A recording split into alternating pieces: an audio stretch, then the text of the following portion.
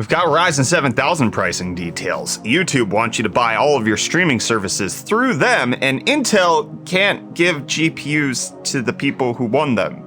Let's get into the hot news, everybody. I'm your Brett host. We're going to be going over the hottest tech news that I can find on the internet while you enjoy your breakfast. And in today's top story, we're going to be discussing some pricing that's come out from a Canadian retailer on the Ryzen 7000 series of CPUs. This is actually the first time that we're seeing them pop up at a mainstream retailer, at PC Canada specifically. And the numbers that we're seeing here are a little bit higher than what you would expect from the current generation, but based on what we're seeing in other headlines, it's actually not that bad after I dug into it just a little bit. So for the pricing that we're seeing, the 7950X is $1,140, the 7900X is $777, the 7700X, that's a lot of sevens.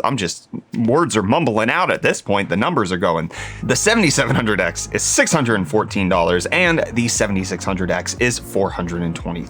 Now, if you continue to read through the rest of the article, they're saying that these prices are excessive. You can see that there are actually a large increase over the current generation. The 5950X is going for 800 USD, whereas the equivalent for what they're selling it, that 7950X is 892 USD, which is a $100 increase. The 7900X is about a $200 increase, and the 7700X is a $50 increase, and the 7600X is a $30 increase, which this would make sense. This would be a proper take if we didn't have pricing of what the 5000 series CPUs was selling for at the very same Canadian retailer. And you can see that there is indeed a markup even on the 5000 series. So the 7600X going for 423 Canadian dollars.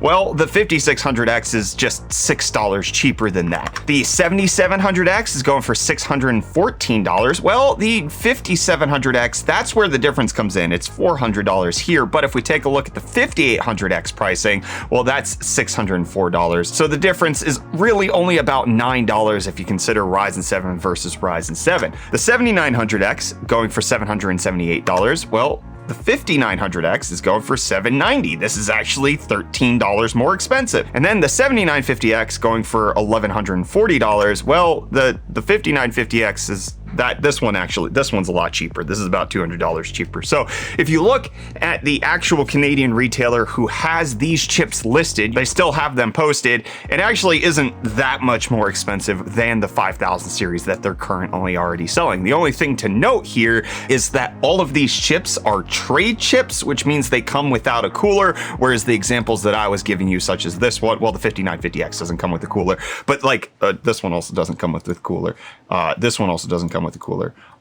This one also doesn't come with the cooler. This one comes with the cooler. That's most of it's all comparative. If we just look at converting the Canadian to USD and then looking at the USD pricing, yes, we could say it's more expensive, but if you do Canadian versus Canadian, well, then this pricing actually seems a bit more in line. Likely that AMD might keep the prices steady across the board and just keep MSRPs flat rather than potentially hiking them up. Let me know what you think of this AMD pricing down below in the comments, but AMD wants you to know that it's going to Gamescom, and I would love to see you there over in Cologne, Germany. They are returning in person after years of virtual presence. AMD announcing that yes, they will indeed have a presence at Gamescom, which is taking place August 24th through 29th, and some of the expectation is that they might launch their Ryzen 7000, potentially even RX 7000 series GPUs at this event. NVIDIA launched the RTX 20 series at Gamescom years ago, half a decade ago at this point. Really, was it that long ago? It's been a hot minute, but AMD really ramping up their presence at different events. They've got SIGGRAPH, they've got Gamescom, it's happening. And what's also happening right now is Cryptostonks. Let's talk about Bitcoin. It's down slightly, had a very middling Sunday. It's at $24,291, which is higher than it was for most of last week, but lower than where it was at the end of last week. Ethereum also down quite a bit to be at 1928, but Dogecoin having the inverse happen to it. It's actually up 7.7% to be at 7.9 cents. And now I want to know, Reece, are you up? Not in that way. Is your voice back? That's what I'm trying to find out. He delayed us from having his beautiful voice serenade us with UFD Deals, which are the hottest tech deals out on the internet. Reece, can you serenade us today? Hey friends, Reece here. Welcome back to UFD Deals. I'm feeling a little bit better now. I've got my voice back, so let me show you what deals I have for you. Here I have the newly branded Logitech for Creators Blue Yeti Nano USB microphone. This thing is a staple in the streaming world. You see it everywhere. You see it on everyone's desk setups. It's currently going up for only $69.99, which is 30% off. And if you use something like this, we won't roast you so hard in our Discord voice channels. But secondly is a deal I'm very excited about. It's the LG OLED C1 Series 4K Smart TV. This is the 48-inch version with 120Hz refresh rate, HDMI 2.1. Perfect if you're rocking one of those next-gen consoles or you just want to be a complete baller and put it 3 feet in front of you on your desk. This is currently going for only $796.99, which is 47% off. This or the C2 would be my absolute premium choice of TV at the moment. But yeah, you can find all these deals and more linked in the video description. Cheers. Whatever Reece asked me, I declined to comment. I plead the fifth, as some would say, which doesn't work between South African US relations, I don't think, but Tesla having relations with its customers by selling them things. Capitalism is a great metaphor for sex. Anyways, the Model 3 long range, which is one of their most popular vehicles, is no longer being able to be purchased until sometime next year, even though we're several months out from 2023. If you go on their website trying to purchase the Model 3 long range, it is no longer available. You can only purchase the Model 3 short range, which is 267 miles, for $47,000, or the Performance for $63,000, which gets like 20 miles fewer than the long range, but has a much quicker 0 to 60 time. Elon Musk warned people a little while ago that this would happen, essentially saying that their vehicles are very popular, and if the demand continues to outpace their production, which they are continuously ramping up production, their quarterly numbers continue to go up.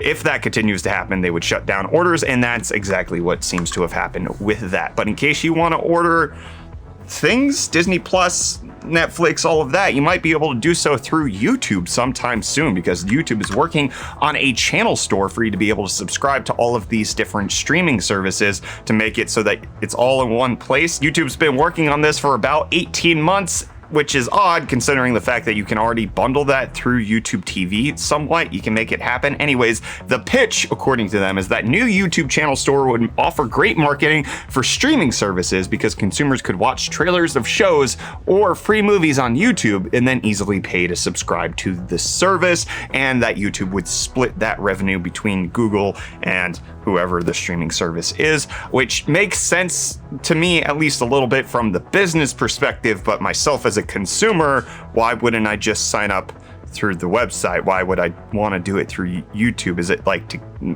consolidate payment methods? If I'm already paying for YouTube Premium, it comes out of the same bundle.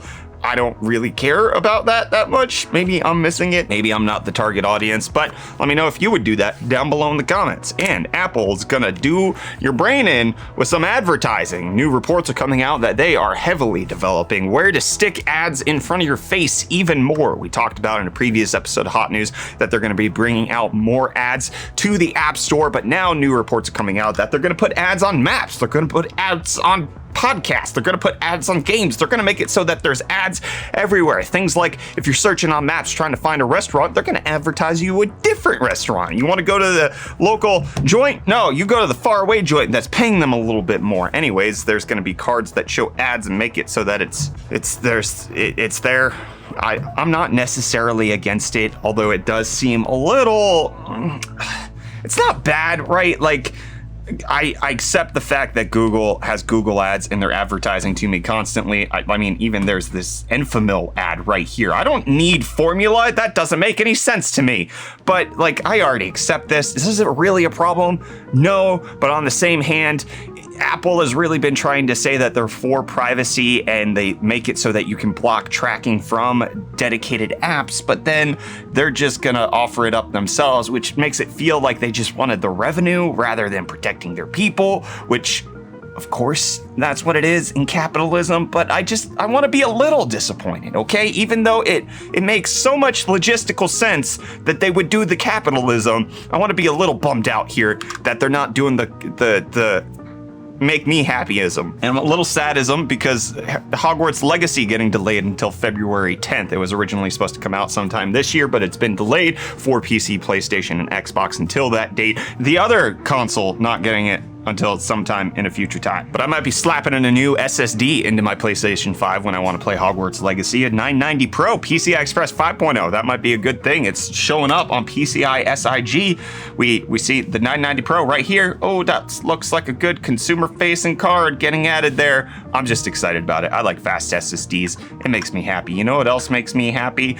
Finding out that I won something. It's always great to win a prize. I'm sure I have won prizes in the past, but never from random drawings that I can remember. It was always like a competition. Like I'm South Africa's back-to-back 2-time amateur overclocking competition winner. Best amateur overclocker in South Africa 2 years running, 2016, 2017. Can't beat me. Anyways, Intel giving out GPUs as the winnings prizes of the giveaway that they were doing for their ARC scavenger hunt winners, but they have come out and said to the people who've won them, no, you're getting CPUs instead, which kind of bummer, because this likely points to the fact that there are continuing issues with the Arc Alchemist launcher GPUs. If even the prize to a scavenger hunt that was directly related to their GPUs can't even be given away. But the more intriguing thing here is the price points that they're actually saying are comparable, because instead of giving away the A770 GPU, which is their flagship GPU, they're going to give an i7 12700K, which is only worth $400, which could potentially mean that Intel's flagship GPU, which has 16 gigabytes of VRAM, might only cost $400, which is a dang steal. And then for the A750, which is the one Intel released all of those benchmarks for last week, they're going to replace it with an i5 12600K, which could mean that GPU only costs $289. So for the people who won the prize, Intel is opting them into receiving the CPU, and they have to specifically opt out to continue to receive the GPU, which I'm not a fan of, but you can still get the GPU if you want to wait for that. I think Intel just wanted to provide prizes quicker. I want the GPU. I don't see why anybody would want to do that, but this is actually a really good indication of where Intel's going to price things. So the A750, again, $289, the 580 coming in at between $200 and $250, the A380 coming in at $129. I think that's a worse value, but I mean, even just with the benchmarks that Intel showed last week, as we talked about in Friday's episode of Hot News, which you can check out right up there, they compared it to the RTX 3060, which is supposed to MSRP for $329 and retails for roughly $400 right now. Well, if this is $40 undercutting that, and maybe that's even generous, maybe they're giving more value in the CPU than they would in the GPU. Maybe it's only a $250 GPU. That's good for the current market. I appreciate. Do I want to be there? I'd rather have it closer to the $200 mark, but considering the fact that it's $40 cheaper than the GPU that it's competing with, a little happiness, I hesitantly, skeptically anticipating. That is where I stand on Intel's GPUs. And where I stand here for Hot News is nowhere, because I sit down on a stool. I don't know if you know that. And so I gotta, oh, the desk is raising. Oh no. I'm gonna see you next time for Hot News, my friends. Bye. Okay, we're back.